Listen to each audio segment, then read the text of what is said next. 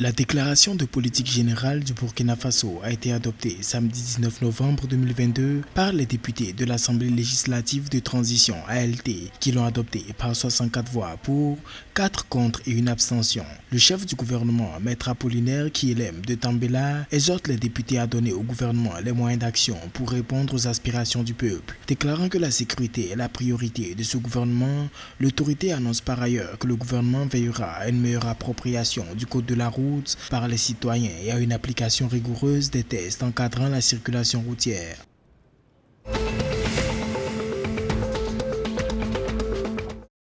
Au Sénégal, la Direction générale de la comptabilité publique et du Trésor a encaissé le vendredi 18 novembre 2022 sur le marché financier de l'UEMOA 35,656 milliards de francs CFA à l'issue d'une émission simultanée de bons de soutien et de résilience de durée 364 jours et d'obligations de relance du Trésor de durée 3 et 7 ans. Le montant mis en adjudication par l'émetteur s'élevait à 35 milliards de francs CFA, donnant un taux de couverture du montant de 101,87%. Le montant des soumissions retenues s'élève à 35,656 milliards de francs CFA et celui rejeté à 0.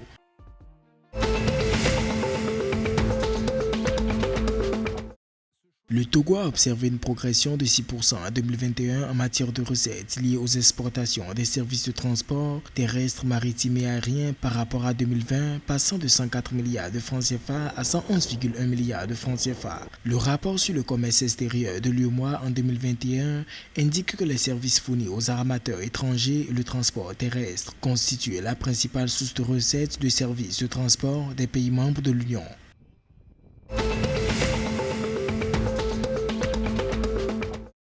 Il a été annoncé vendredi 18 novembre 2022 par le ministre du Tourisme, de la Culture et des Arts, Jean-Michel Abimbola, que d'ici fin 2024, les travaux de construction du Musée international du Vaudou à Porto Novo au Bénin prendront fin. Il s'agit d'une infrastructure qui cadre avec la vision du chef de l'État, le président Patrice Talon, qui est de faire du tourisme en lien avec la culture et les arts le deuxième pilier d'enrichissement économique du Bénin et de création d'emplois. Ce projet de construction sera suivi de la réhabilitation du palais romain et du musée ethnographique Alessandre Senou Adandé, constituant un ensemble de projets structurants de l'offre muséale et touristique dont bénéficie la ville de Porto Novo.